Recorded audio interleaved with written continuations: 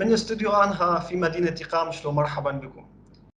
خطر داعش يزداد في شمال وشرق سوريا. هجمات دولة الاحتلال التركي تساعد على إحياء مرتزقة داعش من جديد.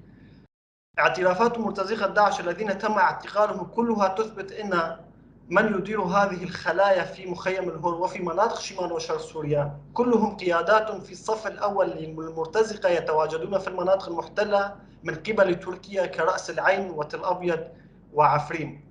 هنا معنا عبر برنامج السكايب رئيس المنتدى الألماني الكردي يونس بهرم للحديث أكثر عن خطر مرتزقة داعش، ما هو المطلوب من المجتمع الدولي للحد من هذا الخطر ودعم ومساندة قوات سوريا الديمقراطية للخروج بحلول نهائية لمعضلة مرتزقة داعش في مخيم الهول. أستاذ برهم، مرحبا بكم أيضا. أهلا وسهلا. بداية أنتم تتابعون الوضع في مخيم الهول. حملة الإنسانية والأمن تستمر في المخيم في يومها 18. قوى الأمن الداخلي وقوات سوريا الديمقراطية ووحدات حماية الشعب والمرأة اعتقلوا العديد من خلايا مرتزقة داعش وعثروا على العديد من الأسلحة وكميات كبيرة من الذخيرة. أيضا هنالك مراكز لتدريب أطفال مخيم الهول على إيديولوجية داعش، أي أن هنالك خطر مستدام لداعش على المنطقة، ليس فقط على شمال وشرق سوريا بل على العالم أجمع. وقوات سوريا الديمقراطية وقوى الأمن الداخلي أكدت في بيانات لها هذا الأمر، وأكدت أن خطر داعش يتعاظم مع هجمات الاحتلال التركي وتهديداته على شمال وشرق سوريا. برأيكم ما هو مدى هذا الخطر؟ ما هو المطلوب من المجتمع الدولي؟ هل يمكنك الحديث أكثر عن هذا الموضوع؟ بالطبع هي مسألة داعش أصبحت ماركة عالمية بامتياز، ومن صناعة تركية مؤخرا تخيف العالم أجمع. نعم. وعلى هذا الاسم يجتمع العالم بأجمله، سواء كانت الشارع الأوروبي أم الساسة الأوروبيين. لكن هناك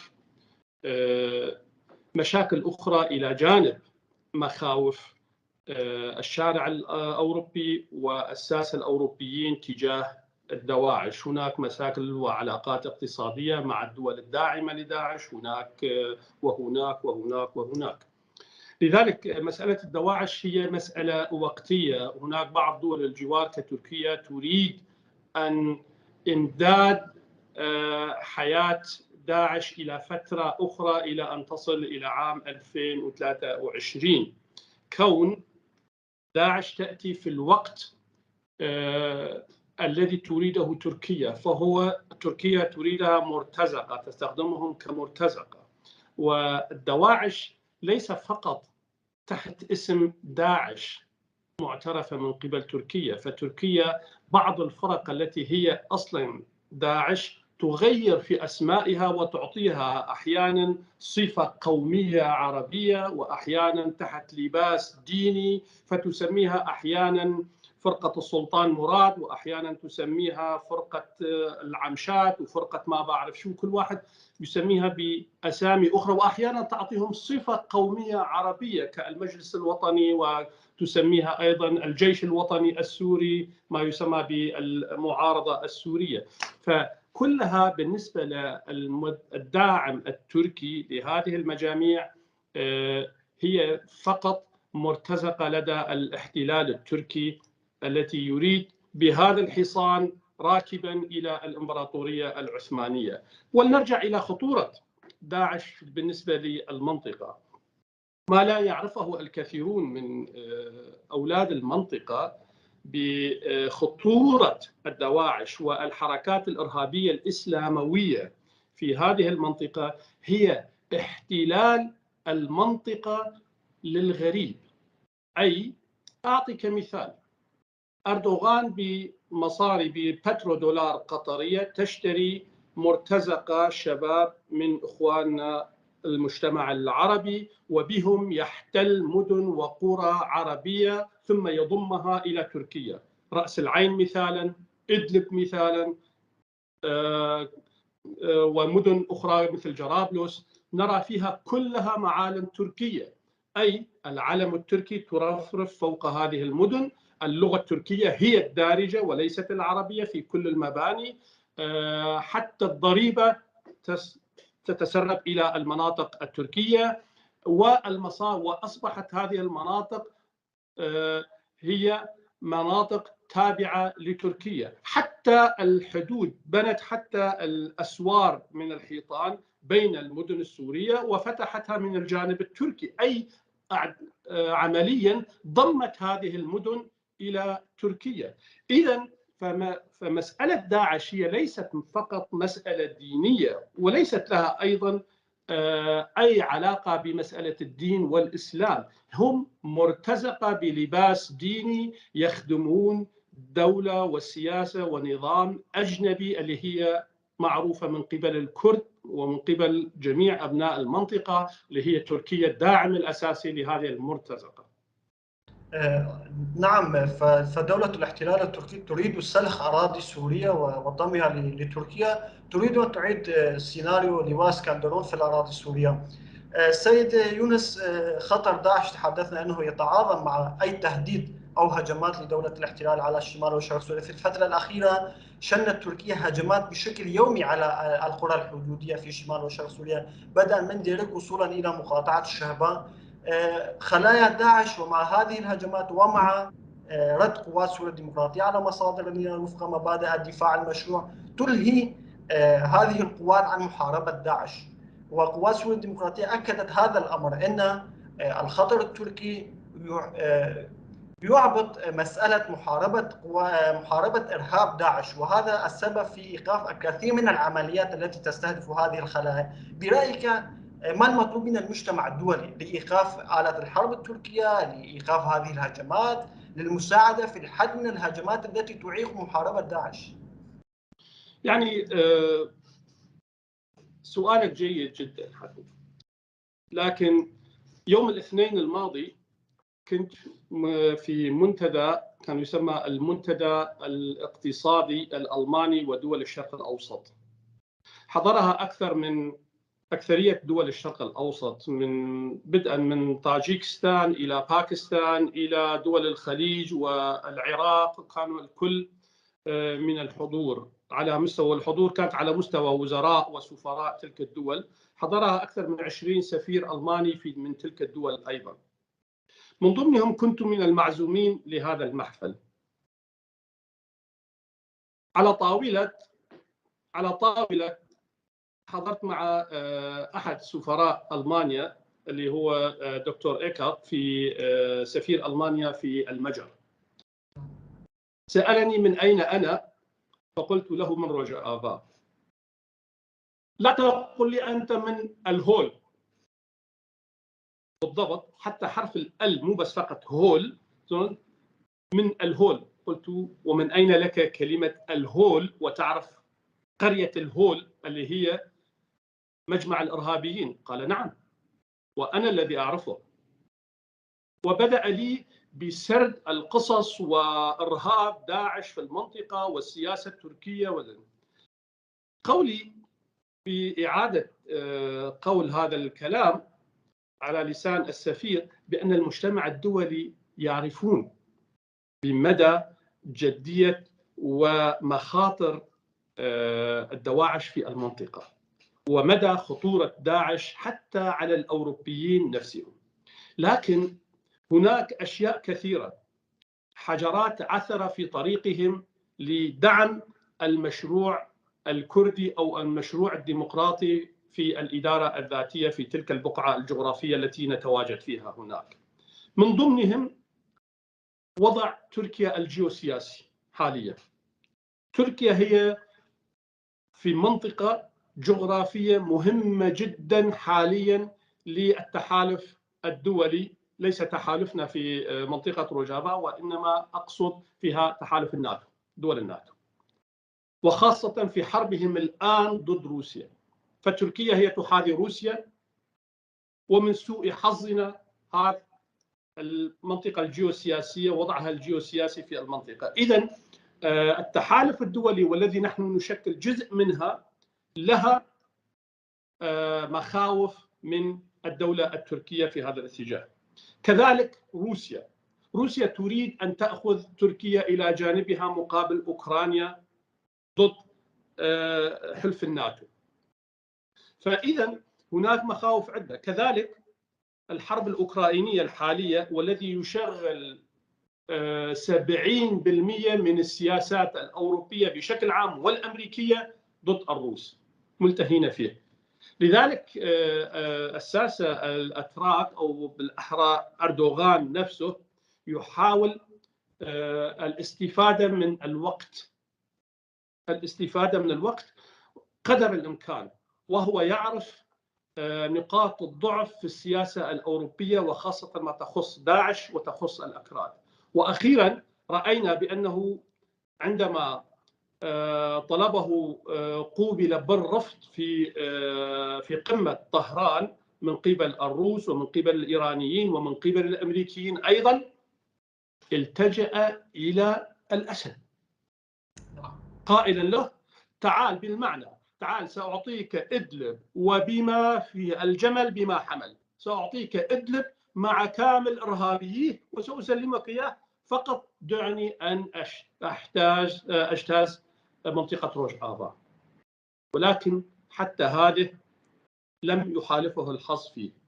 إذن هناك نقاط ضعف أيضا في السياسة الأردوغانية، لم يستطع حاليا فعل كل ما شيء، لكن السياسة العالمية حاليا ملتهية به الكثير من ثغرات عدا منطقة روجافا. أستاذ يونس، تحدثت عن لقائك أو حديثك مع السفير الألماني، وتحدثت عن مخيم الهول أيضا. دعنا نتحدث عن الحملة التي بدأت في مخيم الهول، حملة الإنسانية والأمن التي أطلقتها قوى الأمن الداخلي. هنالك في الهول عثر على العديد من كميات كبيرة من الذخيرة والأسلحة، وأيضا مراكز تعليمية خاصة بتدريب الأطفال على فكر أو إيديولوجية داعش. أي هنالك خطر مستدام لداعش على المنطقة. الأطفال الذين يكبرون ويتربون على فكر وإيديولوجية داعش الإرهابي والمتطرف سيكونون أكثر خطر من آبائهم وأمهاتهم على المنطقة. برأيك ما مدى جدية وخطورة هؤلاء الأطفال، بقاء هؤلاء الأطفال في هذه البيئة المليئة بالفكر المتطرف؟ ماذا يتطلب للحد من هذا الشيء؟ ماذا يتطلب للحيلولة من تربية وكبر هؤلاء الأطفال على هذا الفكر؟ قبل أن نتطرق على الإجابة على سؤالك، حاب أن أذكر مثالا. كون في عدة مرات يسألني بعض الناس كيف في مخيم الهول وهي سجن وتدخل لها السلاح وتدخل ولديهم الأسلحة ولديهم ما لديهم. أنا في ألمانيا، ونتيجة عملي أزور أحيانا كثيرة مرات عدة السجون أو ولي تعامل مع الشرطة، وما نلاحظه بأن الكثيرين من السجناء أو نزلاء السجون يتاجرون بالمخدرات ضمن السجن وهم في السجون أكثر من ما هم يتاجرون بها في الخارج. فكيف تدخل هذه الشغلات؟ من يريد يستطيع أن يعمل الكثير، علما أنه لحد ما بتدخل السجن عندك أبواب مصدودة، عندك شرطة، عندك مراقبة، عندك كاميرات، عندك كل شيء، وبالرغم من ذلك يحصلون على هذه المواد الممنوعة من ضمن السجن. فكيف لنا بسجن ونحن لسنا بهذا القوة كدولة أوروبية عظمى، وليس سجوننا نحن نسميها السجن وهي بالأصل ليست سجن، هو مخيم يضم نساء داعش. نعم. لذلك سأرجع إلى سؤالك، مسألة خطورة الدواعش. نقسم الدواعش إلى قسمين: الدواعش الذين حاربناهم وانتصرنا عليهم عسكريا، والدواعش الجيل الجديد. والجيل الجديد من الدواعش أطفال عندما سجناهم كانوا أطفالا صغار بعمر 5 سنين 7 سنين 10 سنين، والآن أصبحت أعمارهم 14-15 سنة. وهؤلاء الأطفال يتلقون لا يعرفون شيئا سوى أرضاع حليب داعش، وهذا أخطر بكثير من الجيل الأول الذي حاربناه وانتصرنا عليهم.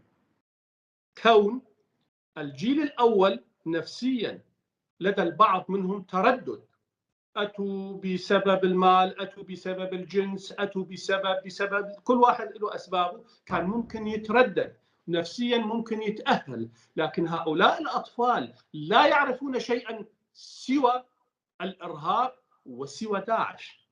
لذلك هؤلاء الأطفال هم أخطر بكثير في حين سنح لهم الفرصة من الدواعش الجيل الأول.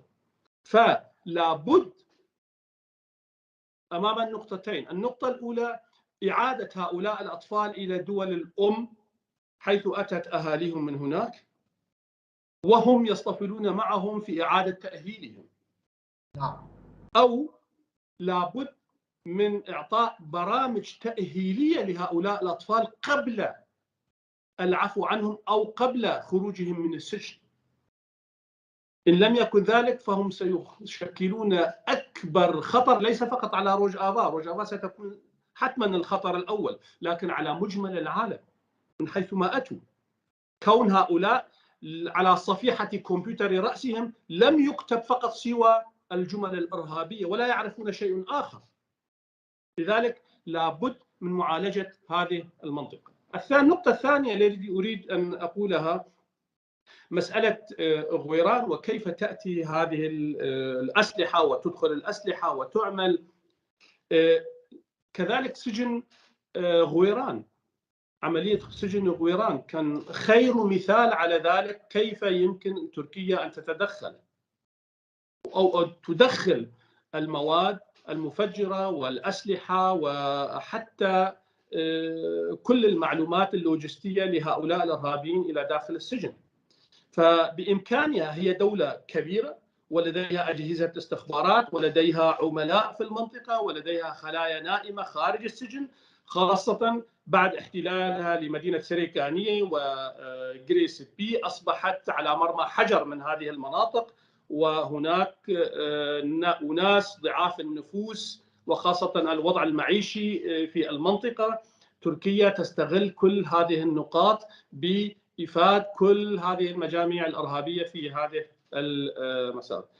تركيا، لماذا نتكلم عن تركيا ونقول بأنها هي المستفيدة في حربها ضد روجافا وضد عناصر القوى الأمنية في روجافا؟ نرى بأنها أيضا ضربت مناطق السجن وانهارت بعد جدار السجن وهرب، وسمح للكثيرين منهم بأن يهربوا من السجن. فهي أيضا تريد، فهي جزء كبير من داعمي الدواعش في هذه المنطقة. دعنا نتحدث هنا عن أبو بكر البغدادي وقيادات داعش وخليفته الذين قتلوا بالقرب من الحدود التركية وفي مناطق تخضع للاحتلال التركي. هذا أكبر مثال على الدعم المباشر لداعش من قبل تركيا وأعوانها في المنطقة. لا خلاف في هذا الكلام أستاذ العزيز. سبق وأن قلت قبل الآن بأن نصنف داعش إلى أصناف، منهم من بقوا على اسم الأم داعش، ومنهم من غيرت تركيا في أسمائهم وسمتهم بأسامي إسلامية أو بأسامي وأحيانا بأسامي وطنية كالجيش الوطني، وكذلك المجاميع الإسلامية التي تركيا استخدمتهم كمرتزقة، أحيانا تبعثهم إلى ليبيا وأحيانا تبعثهم إلى مناطق أخرى. فهم كلهم دواعش، لكن تسميهم حسب السياسة الدولية التي تريد في تلك المنطقة، تغير فقط، تحلق في لوحاهم وتغير في ألبستهم، أما المضمون فهو داعش.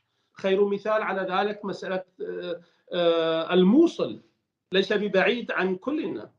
تركيا تدخلت في الموصل وسمحت للدواعش بدخول الموصل، وقصة السفير القنصل التركي في الموصل معروفة من قبل الجميع.